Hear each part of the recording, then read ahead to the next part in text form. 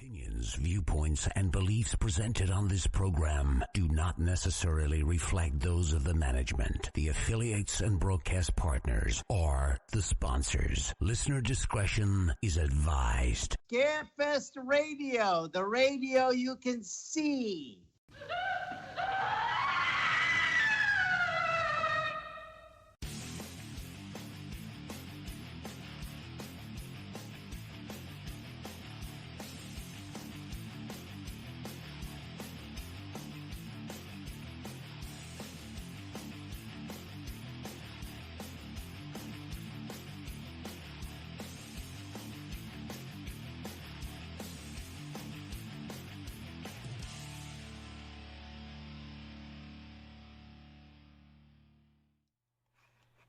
And good evening and welcome everybody to another episode of Scarefest TV. The original broadcast date, January 20th, 2023. Now tonight everybody, at the bottom of the hour, I do have I'm going to tease it a little bit. I'm going to tell you, we have a celebrity announcement tonight that is almost... It's old Scarefest headliner status. That's the way I'm going to put it. He's been there before, but I do have... Now, while I'm on the topic, though, every time I say that I have a celebrity announcement, everybody in the chat room or on Facebook acts like it's going to be the last damn one we have for the year. People, we're filling like 60 chairs. Plenty of time. So there's people that are going to be disappointed if it's not X. So no, just calm down. We do have plenty of time to make celebrity announcements. But we do have a really good one tonight. And one final thing before I talk about my co-host and my guest. I wonder if Adrian likes my hair this week. We had that whole discussion last week. Anyway, Chad Harlan, the sick Chad Harlan is... He is so dedicated, people. He comes on no matter what. I just couldn't miss a chance to hang out with you, Wes. I'll be honest with you, Chad. If I catch a head cold, I'll just tell you all to go screw yourselves.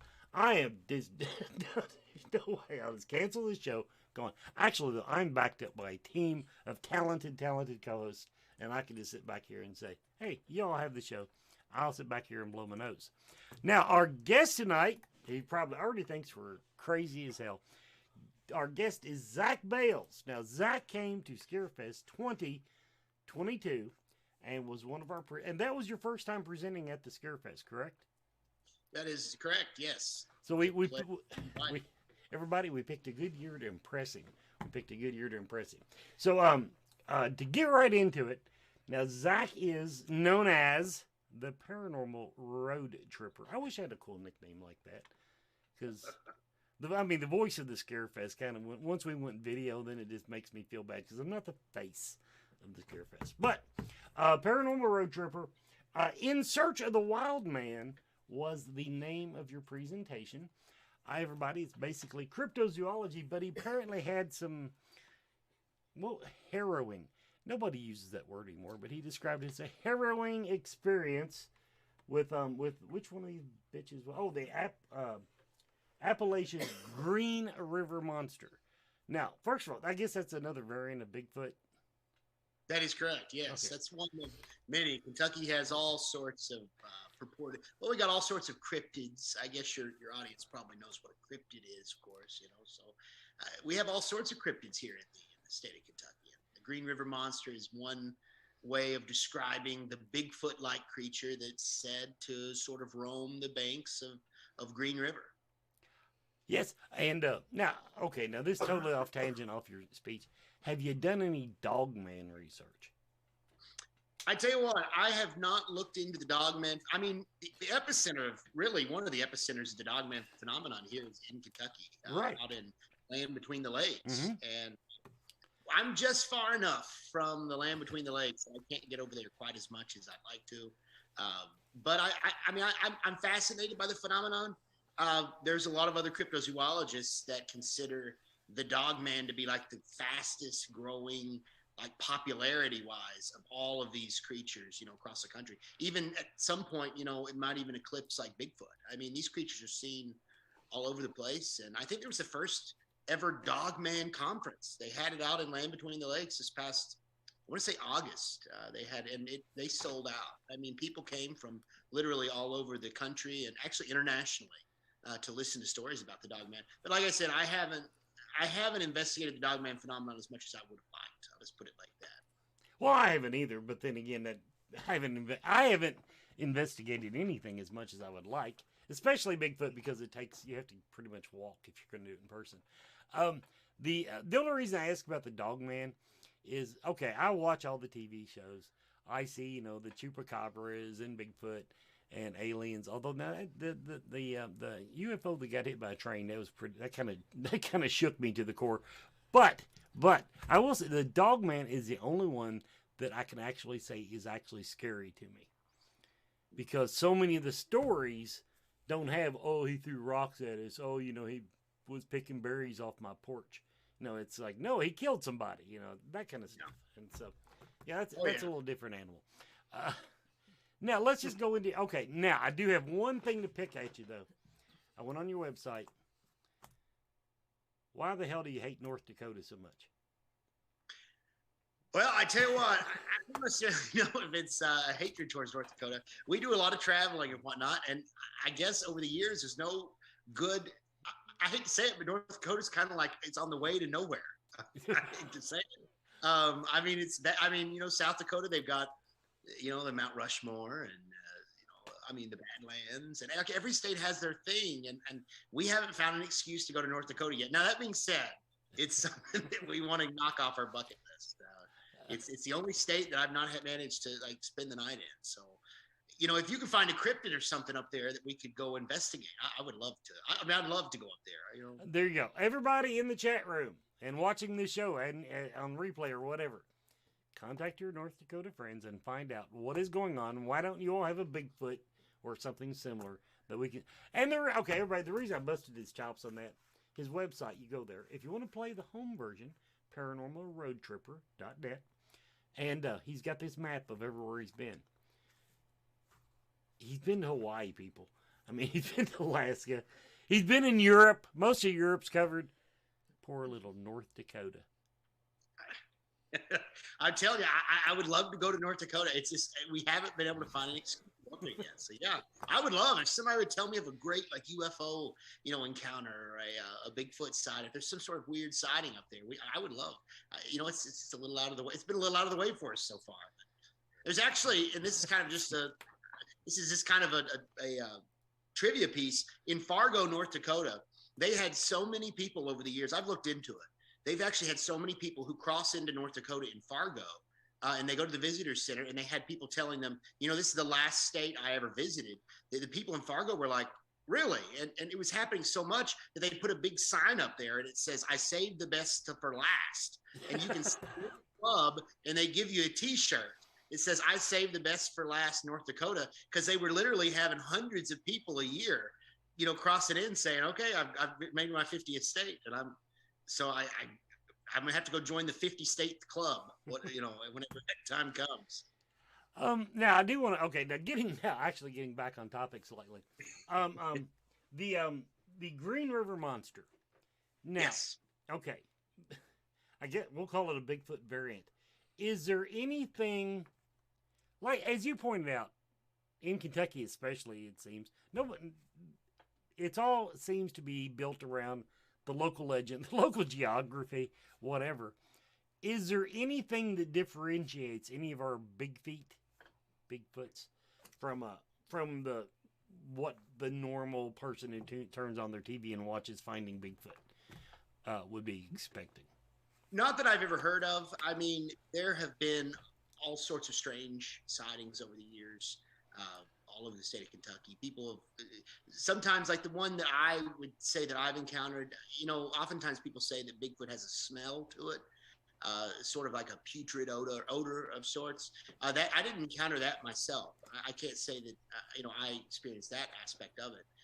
So, maybe that's a little bit of difference, but I don't know. I always hear people from on the internet, if you spend a lot of time in some of these Bigfoot groups, on Facebook and social media, and a lot of these Bigfoot investigators, they act like California, Oregon, and Washington, they have a claim on the Bigfoot legend. But if you really look back in history, Kentucky and Appalachia, I mean, Daniel Boone himself, when he was crossing the Cumberland Gap, if you look into his history, he claimed to have encountered something big and hairy. And it was really that tale that sort of set the standard for a lot of the later sightings and a lot of the, like Patterson and Gimlin, who filmed the famous, film in '67, what they saw, it's very reminiscent of what has been seen in Appalachia for literally hundreds and hundreds of years. So I like to tell people, when I run into them, you can't give the West Coast all the credit for the Bigfoot phenomenon.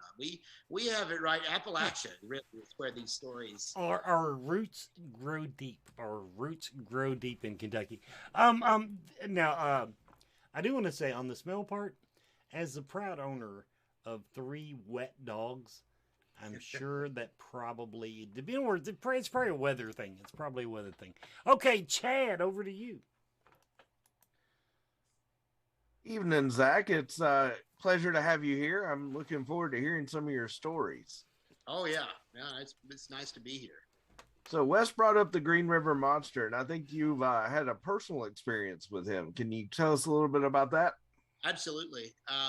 I mean, for years, Green River, by the way, it cuts all the way across the state of Kentucky and kind of starts it empties into the Ohio River.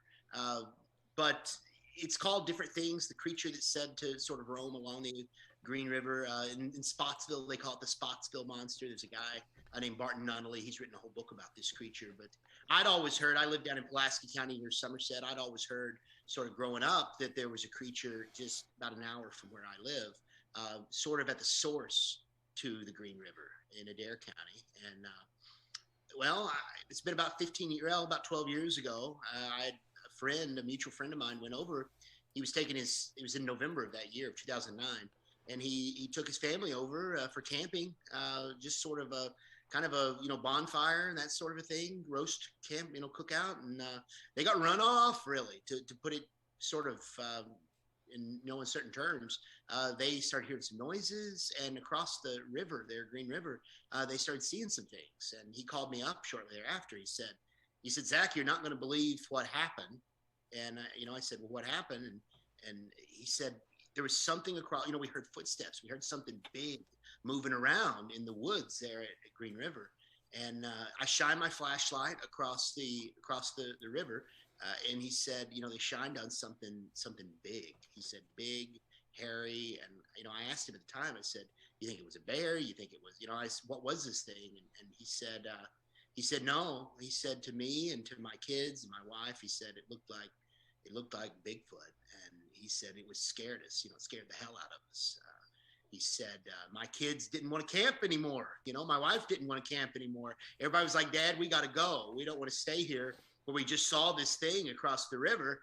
And so they piled in his vehicle and they took off late at night that night. Now, the first one he thought to call, he knew I was kind of into this. I was into all sorts. I've always been into all sorts of weird stuff. I feel like that's one way to put it. I call it the unusual, the unexplained, and the otherworldly. I've always been into those things. So ghosts, UFOs, Bigfoot. Well, he knew I was into this stuff. So he called me up and he said, there's this place. He told me the whole story. And he said, I just had to share my story with somebody. I said, now, where did this happen? He gave me the exact spot. And it's a very sort of secluded area, kind of, 20 or 30 miles outside of Columbia, Kentucky. And, I called up, she's my wife now, but it was the time she was my girlfriend. And I said, you're not going to believe what our friend, told me. And I told her the story. And she said, wow, that's really cool. So what? And I said, well, he gave me the coordinates. He told me exactly where he was. And she said, well, that's also cool, but I don't know what you're getting at. And I said, well, what are you doing next Friday night? And she was, oh no, you can't be serious. You don't want to go there, do you? And I said, well, don't we kind of have to know the truth for ourselves here? That's kind of what we're about I'm a constant questioner. I have to know the truth. If somebody says a place is haunted, I want to go in there and I want to see for myself. So, by golly, after a little bit of convincing, I convinced her, and gosh, it was me and her. We went over there in November 2009, and we pitched a tent, and we had ourselves an encounter of sorts, I guess you could say. But yeah, I think we left. I was a skeptic. I still am a skeptic today. I mean, that's something that I feel like every investigator should strive to be as skeptical as possible. And I'm still very, very skeptical. But if I went in like 100%, like believing that there's just no way there's a big, hairy creature roaming the hills and hollers of Kentucky, by the time I left that night, I don't want to say I was an entire believer, because I still, that doubt persists in my head. But I'll say that I was much further in there's something out there that we don't quite understand camp. That's an amazing story. I'm glad it was still going on when you got there, if your friend saw it. So yeah, you were able to have some sort of experience in that way. Give us a little bit of I guess I was going to say preview, but I guess post view for the people who didn't make it to your seminar at Scarefest. Can you give us kind of a summary of what you were talking about, and give people a reason to come find you at the next place you're going to be speaking at? Oh, absolutely. I always, I tell you what, I always tell the story. And I mean, what I just told you was kind of the, I guess the prologue for the tale itself. I always tell the story of what actually happened that night. And it's a pretty hair-raising tale. I mean, Kentucky has a lot of these tales. So I usually dive into, when I talk about the Wildman, I refer to this as the Wildman phenomenon. When I dive into the Wildman, I usually try to go through the history and mystery of it, and I tell my own experience. I usually end my presentations, though, by discussing that it's up to us, really, to keep these legends alive. I feel like, like what you all are doing here tonight with these, these programs and inviting, people on to tell their tales. I feel like I'm an English teacher at a high school down here in Somerset. And so I'm big time into folklore and legends. That's one of the reasons I got into education. And it's always been fascinating for me, the idea that folklore, because it doesn't matter who you encounter. And this is what I talked about at Scarefest as well. It doesn't matter, where you're from or who you are, what your background is. I feel like folklore is one thing that kind of unites people. It's like you can take pride in your local legends. Like, you might not see eye to eye with somebody who lives near you on anything else, but by golly, you have a shared history, a sort of a shared identity based upon the folklore of your area. And I feel like that's a fascinating phenomenon. It's something that pulls people together. And I always like to talk about that and remind people of how important our folklore is. And it's up to us to keep these stories alive. All the time, I feel like we're losing a lot of these tales. They're just, people are dying off. There's a generation of researchers who, they were the pioneers in their age and wrote a lot of books, told a lot of tales, traveled around the country. A lot of these people are up in years. For example, in Bigfooting, there were 4 guys. They call them the 4 horsemen of Bigfooting. This is kind of the term that's been adopted for these guys. Dr. Grover Krantz is one of them.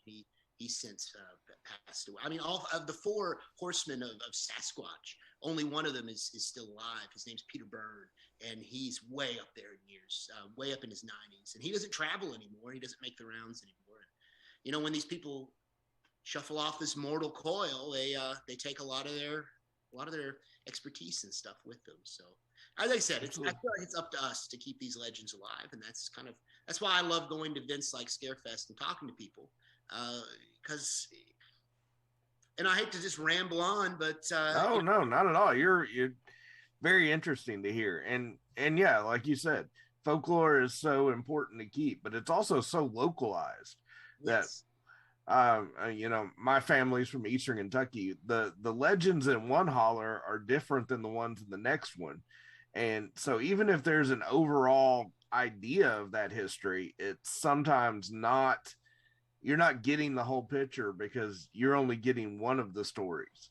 I've been having my family start writing things down because, like you said, we've been missing the written histories because it's all been oral, and we're not documenting that. So it's great that there's folks like you out there doing that.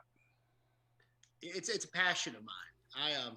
I was recently I've written a couple books on ghosts and Bigfoot and UFOs, and about 8 years ago I was at a book signing in Whitley County, Kentucky, at a public library, and this little old lady, I mean, just like a very grandmotherly lady, approached me, and not the kind of woman that you would expect to see at an event covering the weird, ghosts and stuff. She came very soft spoken, and she said, "Young man, have you ever heard of the mulberry black thing?" And I looked at her and I said, "The mulberry what?" And she repeated it, "The mulberry black thing." And I said, no, I haven't. What is that? She said, "Consider yourself lucky." And she started to walk away. And I thought, oh, no, don't walk away. This is the kind of music to my ears. And she said, it's this tale just right in the little community that I'm from here in Whitley County. There's this little community, and she said there's this creature that they've said for 100 years that roams in the woods. And she went on to describe this creature that's kind of like a shapeshifter, I guess, kind of like a skinwalker. If you're familiar with like the Native American history, she said it roams the woods down there, and whatever. If you're somebody who's pure of heart, and you run into this creature. This is what this little old lady told me. If you're pure of heart and you run into this creature in the woods at night, she said you don't have anything to worry about, because the creature's a shadowy reflection of you.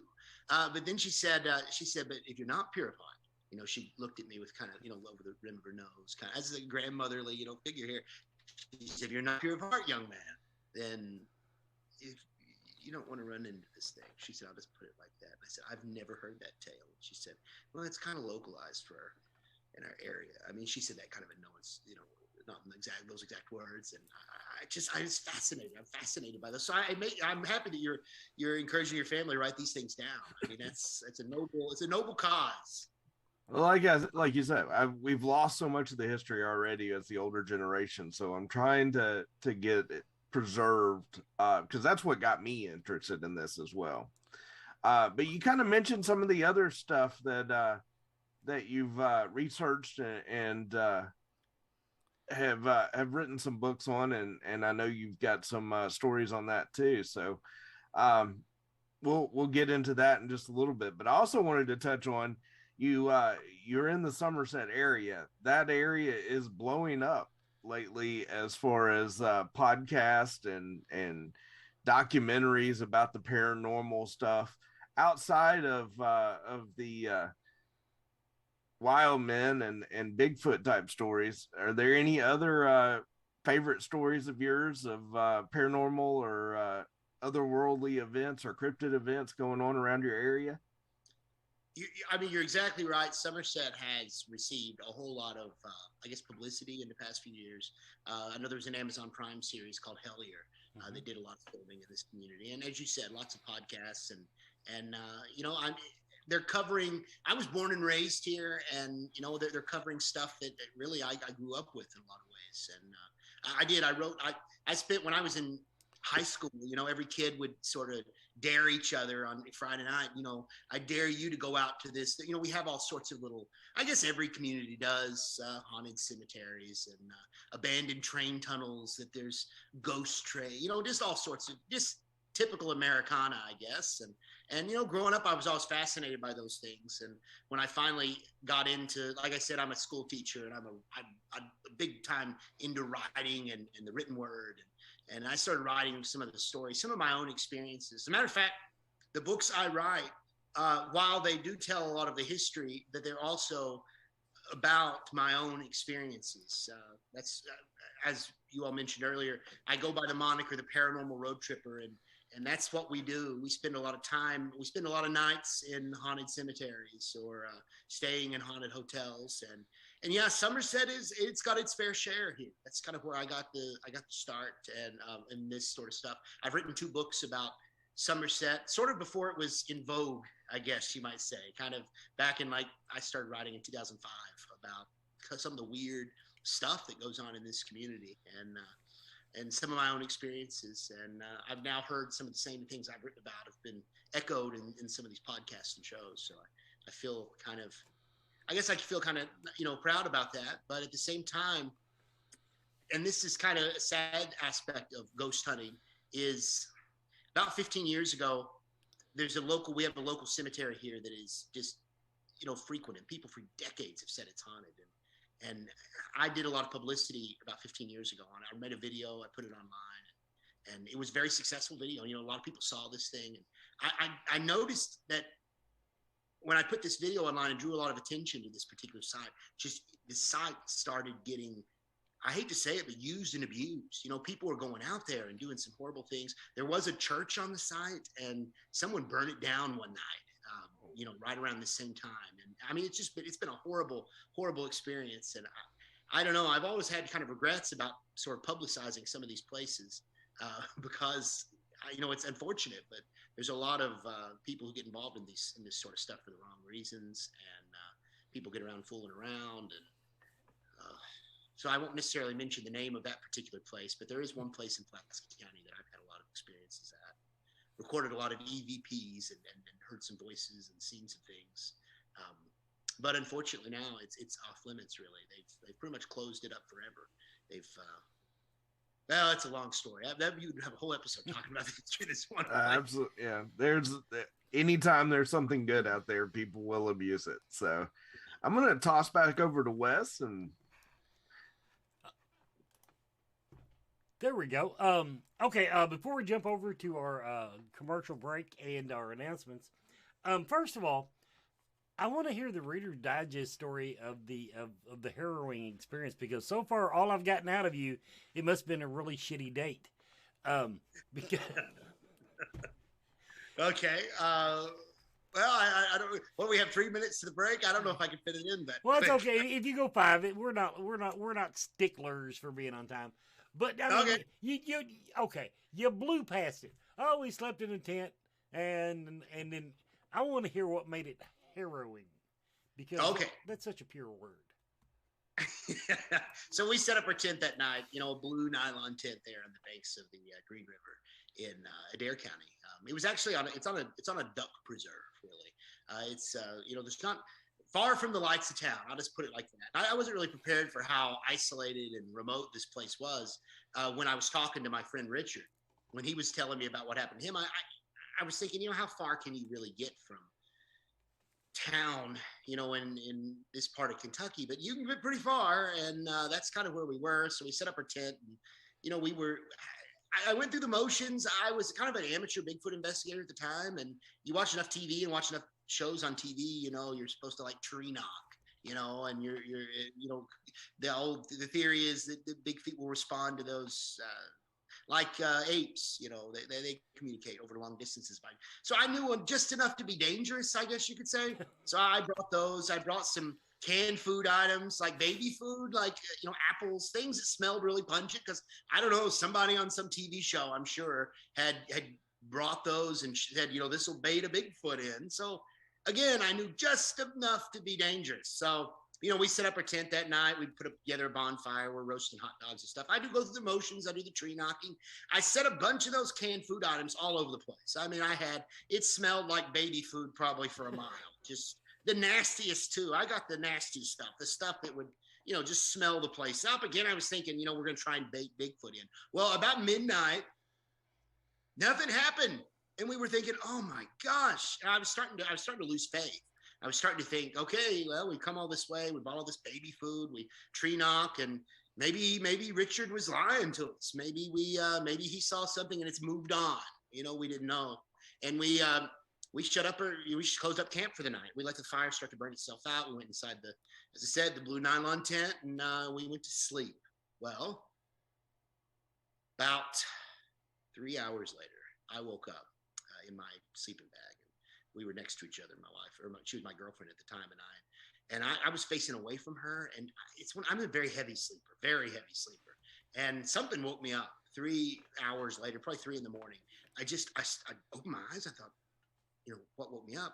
Because I don't wake up in the night, and the hair starts to raise on the back of my neck, and I'm kind of like, okay, I don't know. I feel something a little uncomfortable, and I start to think, maybe something's wrong. And I start to roll over to look at my wife to make sure she's still there, or my girlfriend at the time. But I start to roll over, make sure everything's all right with her, and I'm real careful, real quiet, because I don't want to wake her up. And as I roll over and I face her, that's when I realize she is also already awake. And not only that, but she is sitting bolt upright in her sleeping bag, and she's staring right at me. And her face, I can see it in the tent. I mean, it was night, but I mean, I could see her face. I could see everything about her. And she was as pale as a ghost, and she was looking at me like something's wrong. And I have chills right now, by the way, just thinking of this. She's sitting there staring at me, and just shocked expression on her face. And I lean up immediately, and I start to say, what's wrong? And I maybe get the whoa out, and her finger darts up to her face, and she's like, shh. She doesn't go shh. She does it. It's completely silent. Like, and I stop, and that's when I hear it. That's when I hear it on the other side of Green River, because at the time we were going through a pretty bad drought here in the state of Kentucky, and the water was really low. That's important here in just a minute. But so the water of Green River that night was about a foot deep, at least here at the source of Green River. And I hear across the creek, I hear smash, smash in the woods, and I hear it sounds like about like what my friend Richard had described a few nights before, something big barreling through the woods. And I froze, and I looked at her, and we're just staring into each other's eyes, like, what is that? And then I hear splash, splash, splash. And I realized whatever it was on the other side of the river is now in the river. And as I listened to these splashes, and I swear, I kid you not, it was on 2 feet. I kid you not, this thing was on 2 feet. I heard splash, splash, and I realized these splashes were getting closer to us. And I realized it was coming across the creek or the river to us. And about that time, I heard crunch, crunch, and realized it had crossed completely. And it was now on the bank where our tent was pitched. It was like, I don't know, 5 yards from where we were sitting. And then I hear crunch, crunch, and realized it was right outside our tent. And I heard, and I realized it was sniffing. And then I realized, oh, no, the baby food. I realized that's what had drawn this thing across and I realized, oh my gosh, are you an idiot? I was thinking, why didn't I put the baby food like down the river? Why did I put it right here? I literally baited this thing into our camp. I had these things all around our tent, and I'm listening, it's snippets going from one of these baby food items to the other. And, I'm just frozen completely, still at this point. I brought a pistol that night with me, a Glock. And I realized, oh my gosh, I'm going to have to use this thing. And I start to slide my hand down to the end of my sleeping bag where I've got this Glock sitting. And I hear crunch, crunch. And I realize by now this thing is literally right outside our tent. I mean, we can like practically see the shadow of this thing in the moonlight beyond the tent. And it's big. I'm telling you what, it is big, and you can hear this sniff's not coming like from the ground, it's coming from above. And I don't know how to describe it. I mean, I've got chills right now. This was one of the scariest things that have ever happened to me. About the time I get my hand on the grip of the Glock, and of course my wife's looking at me like, what are you going to do? You just going to start shooting, through the tent? What are you going to do here? And I didn't know, what are we going to do? And I'm reaching for the thing. About the time I touch it, that's when it roars. I've never heard any sound like that before in my life, and I've never heard any sound like that since. Whatever that was standing outside that tent, it roared, and it roared from above. It roared down on our tent like it knew we were in there. It roared down on our blue nylon tent. It roared down on the banks of Green River. It roared down on that whole area. I'm telling you, it was the kind of roar that they probably heard for miles. It's the kind of roar that just bone-shattering roar, the kind of roar that keeps you up at night. And I know that because it's kept me up ever since. I tell you what, I froze what I was doing. I stared at my wife, or the girlfriend at the time, and she stared at me, and we didn't know what to do. And I listened to that thing, and it roared once, twice, 3 times. I've looked in the years since trying to figure out what that noise was, what kind of roar. I mean, I've looked up bears. I've looked up, somebody told me maybe it was like they said we have a lot of feral pigs and things out there. I've heard this before. And no, it's not the right noise. And this thing roared down on us. I realized, man, the only thing separating us from whatever this harrowing, this whatever this thing was, is that blue nylon tent. And I realized, man, what a couple of fools we were. We went into the lion's den here. I mean, I don't know what we were expecting, but and we sat still, and the next thing we know, that thing starts to lumber off. And we hear boom, boom, crunch, crunch. And it starts tearing off through the trees and across the gravel road. There's this cornfield nearby, and we heard that thing crush through the cornfield. And we stayed still until we could no longer hear that thing. Whatever it was gone. And after we couldn't even hear it anymore, we stood there completely still for another 10, 15, 20 minutes staring at each other, completely frozen. I don't know what we were waiting for, but I'm not going to lie, we weren't very courageous. We threw our stuff in our car, and we got out of Dodge. I always kick myself. I didn't know much about Bigfooting. Otherwise, I would have tried to find plaster or tried to find footprints, and made some impressions. But I wasn't thinking. You're so shaken up, and it's easy to look back and say hindsight's 2020. I mean, I don't know. It's still. I'm telling you what. It's been. I guess it's been 13, 14 years later, and it's a story I'll never forget. I left I don't want to say a believer, but I certainly. The only thing I'll say, not even close to the worst date I've ever had. So, let's do our commercial break, and we'll be right back, everybody. We do have our announcements coming right up. Horror. Movie. Fans. 4. Life. On Facebook. Find us. 4 watch parties. 4 news. 4 memes. 4 friends. 4 life. Horror movie fans for life. Join us.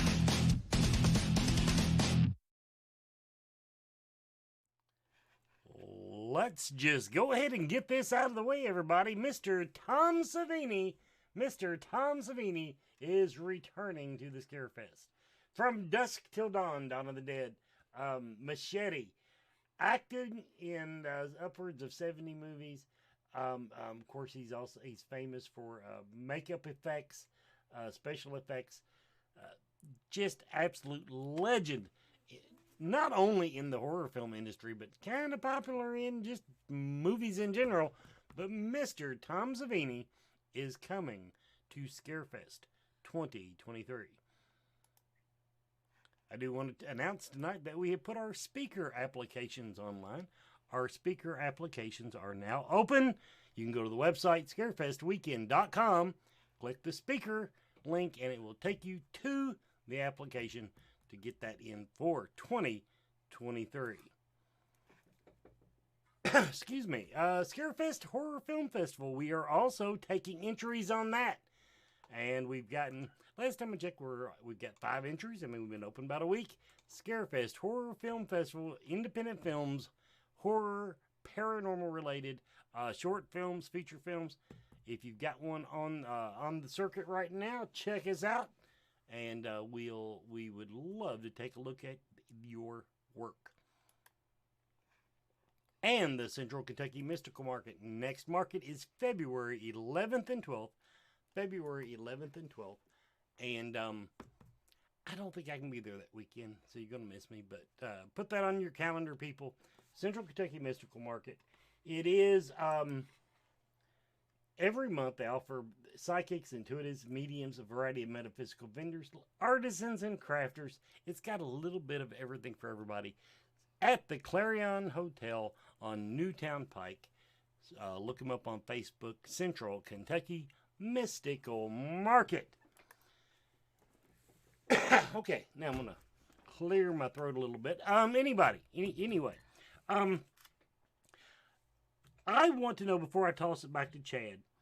Okay, you've talked. Okay, I get. When I was a kid, I was fascinated with Bigfoot. Honestly, ghost and paranormal wasn't even on my radar that big, but Bigfoot and UFOs and Loch Ness Monster. He got a lot of coverage back in my day. So I understand that. When did you make the jump from being an enthusiast to a researcher, an author about it? I mean, I started right when I was fresh out of high school. I'm not gonna lie. You know, you go up hearing stories. You always pine for a chance. You got a car. You know, the thrill of the open road. And that was kind of. Maybe I had too much time on my hands when I was, 20, 22 years old, and that's kind of when I started exploring sort of these places, and it suddenly became a passion for mine. The reason I started writing was because it started off as kind of an excuse. Anytime something weird would happen, I felt like I better write it down. And next thing I knew, a year later, I realized I had like 20, 25 kind of interesting stories that I'd sort of written out. And I started seeking out publishers to try to, my friends kept telling me, there was an audience for this sort of stuff. This was back when like the Ghost Hunters were, I don't want to say they were new, but the show had only been on a couple of years. Ghost hunting was had reached a certain level like of mainstream media popularity for one of the, it was a big deal. And so there was an audience for it, and I approached some publishers, but yeah, so I would say 2005, 2006, 2007 was when I really dove into investigating the unknown. And when I met my wife, she, I don't know if she was interested in it as much as I was, but she quickly became interested in it. And now it's kind of it's a passion for both of us. So anytime we plan a trip anywhere, half the reason we go is to see what kind of trouble we can get into with some of these legends and stuff. If we're going to be going to the Grand Canyon, well, by golly, Roswell is not too far from the Grand Canyon. That's kind of the mentality we've had for that's a good thing. The last decade. My wife's same way with Marvel movies. Had no idea until she married me, and then Anyway, okay, Chad, let's what do you got? Well, you just mentioned Roswell. I know that you've also done some research on UFOs. Have you had any experiences in Kentucky? Are there any good stories that you can share with us? I have had a UFO encounter of sorts, but it was not in Kentucky. It was actually in Arizona. But Kentucky is no stranger for UFO tales. As a matter of fact, I often tell, again, I feel like Kentucky doesn't get the credit it deserves for some of this weird stuff going on. I actually I refer to this sort of from Lexington over to Mammoth Cave down to Williamsburg. I call it the Bluegrass Triangle because there's so much weird stuff that's happened in this area. One of, if not, I won't say the most famous, because I think the most famous abduction case of all time was the Betty and Barney Hill abduction up in New England. But right up there with it, in 1976, January 1976, in Stanford, Kentucky, which is about 20 miles up the road from me, and I guess a little less than an hour down the road from you, is the Stanford UFO abduction. 1976, 3 ladies were on their. This is the kind of things you grow up here, and in the community I'm from, because it's right up the road. You hear this tale, and these 3 ladies were on their way home one night from dinner at a place called Redwoods Restaurant. It's in Lancaster, Kentucky, and they were driving home on Highway 78. They took a ride in Stanford. Next thing they know, according to them, bright light shines out of the sky, kind of like Close Encounters of the Third Kind. When he's sitting there in the truck next to the railroad, just boom, bright light on their car, and they were scared, as anybody would be. And next thing they know, they were racing along the road trying to outrun this thing, but there was no outrunning this thing. And light got brighter and brighter. Ladies lost consciousness. They woke up an hour later, 8 miles down the road, side of the road, and boy, oh boy, did they have a story to tell. It's one of the famous cases, made international news at the time. One of the ladies said she remembers her eyeballs being removed from her skull and laid down on her cheeks so that they could send a probe into her. It's some pretty hairy stuff that they reported that night, but it made international news. And I always tell, like, as I said, I'm a high school English teacher. I always tell my students in class these stories, and more than not, they don't even. A lot of them haven't heard of these stories before. So again, I feel like it's our job to sort of keep these legends alive. And of those three ladies, all three of them, I'd heard that one of them actually passed away not too recently, but all three of them went to their grave 40 years, 50 years later, and they were all saying the same thing. It was true. It really happened. We saw it. And they never wavered. I feel like there's this effort out there. A lot of the skeptics will say these things like, "Oh yeah," but they all admitted it on their deathbed. But no, very few of these people ever come out and ever admit to being a hoaxer. There's this whole conspiracy theory that Roger Patterson and Bob Gimlin with the Bigfoot, that 1967 at Bluff Creek, that famous video of Bigfoot sort of lumbering along.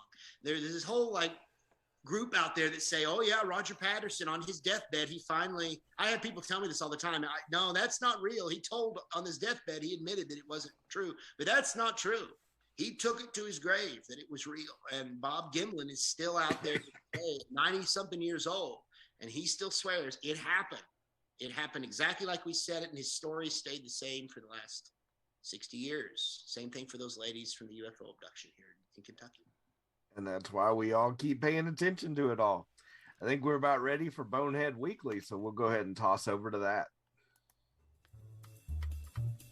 Hey, Scarefest. This is Joe Lewis of Bonehead Weekly with a movie that several of you have. It's not just one. I would give a shout out to several of you, but give a shout out if it was just one of you, but there's been actually several of you to ask me to review this movie, and I was more than happy to do it.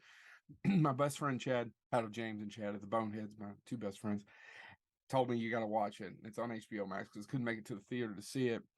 It is on HBO Max, and you need to watch 2022's The Menu. Now, this movie is not strictly a horror film in the sense of blood and guts and terror. It's more, it's a really hard movie to break down. The closest thing I can compare it to, and it's not as political as that, is The Hunt a few years ago, which was one of my favorite movies I've watched in the last 5 years. Now, it's not as good as The Hunt. Okay, let me say that one more time. It's not as good as The Hunt, but it's a damn good movie. And if you make it through to the end, that last 10, 15 minutes might throw you off a little bit. But for other folks, I think you're going to love it. And basically what it is that this young man and this young woman are sitting on a dock. And they're waiting, and they're talking about that they're going to go to this restaurant. It's very exclusive, as the British would say, posh restaurant. And they're going to go have a meal. And the boat picks them up, and all these other posh people get on them. One's famous, one's a food critic. She's a famous food critic, and another person's this thing. And they get on the boat, and clearly the woman is not as into it as the man. And that's where the movie starts, and it doesn't really stop after that. It's only about an hour and 40 minutes, and it stars Ray Fiennes, Anna Taylor-Joy, Nicholas Hoult, Hong Ching, Janet Mateer, John Leguizamo. List goes on. Judith Light, you may remember her from the 80s. There's a couple of 80s television shows she was on. And there's just one surprise after another. This movie is directed by a guy named Mark Malloy, whom I don't know. He directed a lot of television. Seth Reese and Will Tracy wrote the screenplay. This movie is exquisitely written, wonderfully directed, and beautifully acted. Ray Fiennes is probably the best performance, considering that the man, I met his performances all the way back to Shawshank Redemption. Listen to me. All the way back to Spielberg's Schindler's List. I love this movie. Can't recommend it enough. The rating on IMDb is 7.3. It's probably slightly better than that. It's different. It takes you places you don't necessarily know where you're going to go. Is it completely... it's another one of those, and you're so hard as you want to talk about it, but you don't want to give things away. I just want you to watch the movie. It has one of those fantastic ensemble casts of just great actors, and every one of them's doing a great job. And the thing that I find odd is I was going through social media before and seeing all the people going, I know this is a dark film, and really to me, it's not so much a horror film as it is just a dark comedy, is how many of you were just so hungry after watching it and felt so bad that you were hungry? Now, I didn't get that. I didn't really get the hunger part of it. Although, I have to admit, this isn't giving too much away. That cheeseburger looks pretty damn good. But, if you didn't know this about Joe Lewis, as posh as I am, I actually love a good cheeseburger. So, it's probably one of my top 3 or 4 things on earth. that and some bourbon and a good cigar. And I can't have a lot of cigars. So that cheeseburger looked really good at the end. That's all I'm going to say about it. You need to watch the menu. You need to check out the menu. It's on HBO Max. I loved it. It's really good. It's one of the better films. If I'd have caught it 2 weeks ago, it would have made my Bonehead Weekly best of the year. I enjoyed it quite a bit. Check out the menu on HBO Max. This has been Joe Lewis of Bonehead Weekly. Suppose I'll see you fellers in about, I don't know, when's October?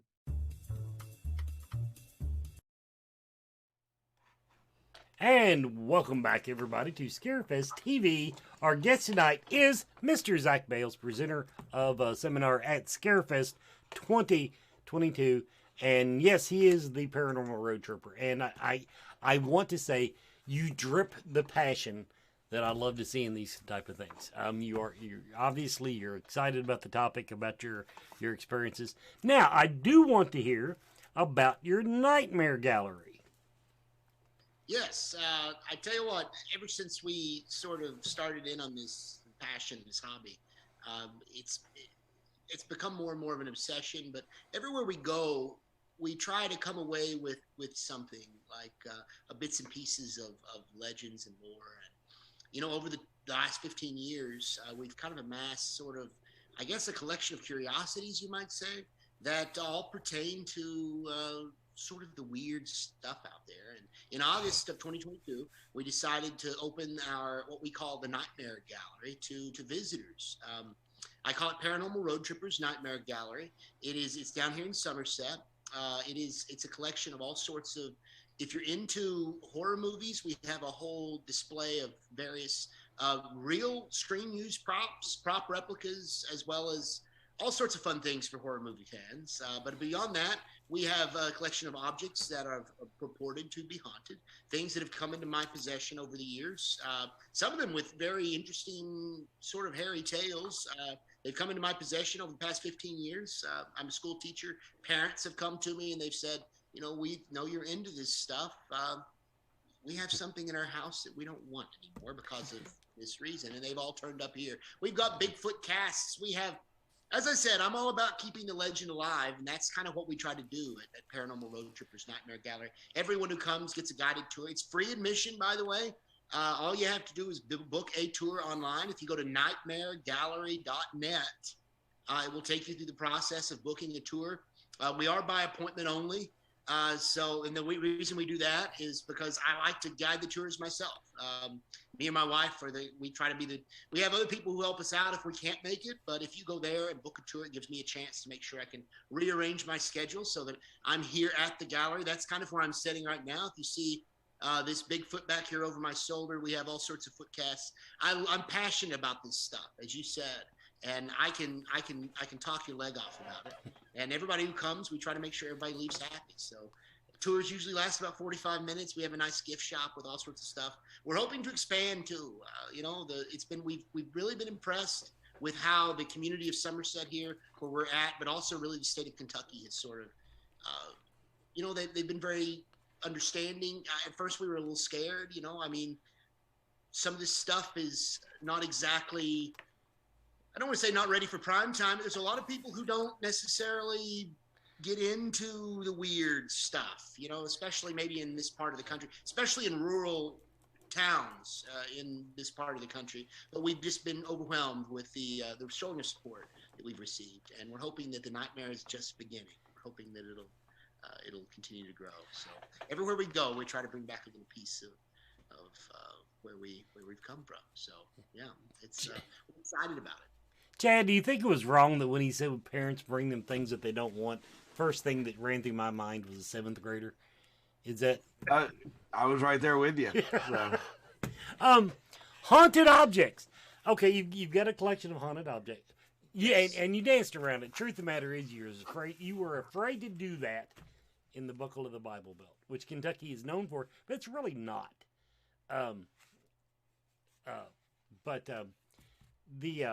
Let's hear about some of the haunted objects. I mean, anything that kind of, are you convinced the objects are haunted?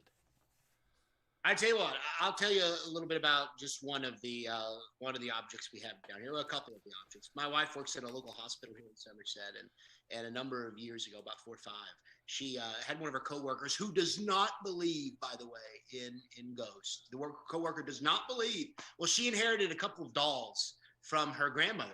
My wife's coworker did whenever her grandmother's passed away, and she inherited a couple of just really old porcelain dolls, creepy as all get out, by the way.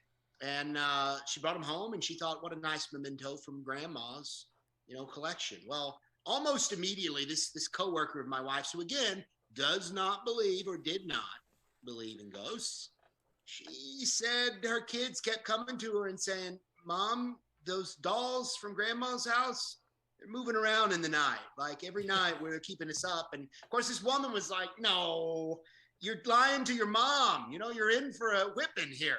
And this went on for weeks. And the kids just kept doing it anyway. They kept coming. It wasn't until finally that the kids came to their grandmother or their mother and they said, Mom, the dolls are hurting us. And she said, hurting you? And they said, yes. And she pulled down their sleeves and scratch marks up and down the kids' arms that looked eerily reminiscent to those little fingers on those porcelain dolls. Again, the worker did not believe until that. And she threw those 2 porcelain dolls in a black plastic garbage bag.